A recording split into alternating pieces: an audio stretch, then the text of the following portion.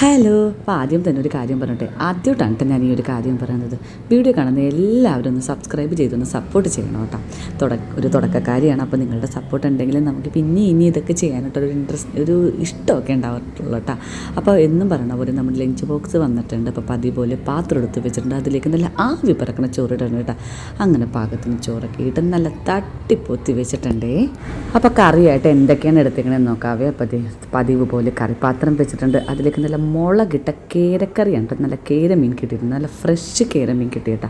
അപ്പോൾ ഞാൻ നല്ല കാശ്മീരി ചില്ലിയൊക്കെ ഇട്ട് നല്ല മുളക് ചാറ് പോലെ വെച്ചിട്ടുണ്ട് കേട്ടോ. നല്ല അധികം ചാറില്ലാണ്ട് കുറുക്കി എടുത്ത പോലെ ഒരു മീൻ കറിയാണ് കേട്ടോ എടുത്തേക്കുന്നത്. പിന്നെ അടുത്ത പാത്രത്തിൽ ചിക്കൻ നല്ല ഡ്രൈ ഫ്രൈ ആക്കി എടുത്തിട്ടുണ്ട്. ഇതൊരു സ്പെഷ്യൽ ചിക്കൻ ഫ്രൈ ആണ്.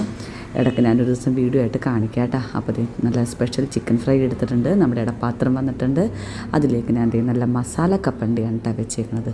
അപ്പോൾ നമുക്ക് കൊണ്ടുപോകാനുള്ള ഭക്ഷണമൊക്കെ റെഡിയായി, ഇടയ്ക്ക് കഴിക്കാനുള്ളതൊക്കെ സെറ്റായിട്ടുണ്ട് കേട്ടോ. അപ്പോൾ നോക്കി കൊണ്ടുപോകാനുള്ള ചോറും പാത്രവും ഒരു കുപ്പി വെള്ളമൊക്കെ ആയിട്ട് സെറ്റായിട്ടുണ്ട്. അപ്പോൾ നമുക്ക് അടുത്ത വീഡിയോയിൽ കാണാം കേട്ടോ. ടാറ്റാ.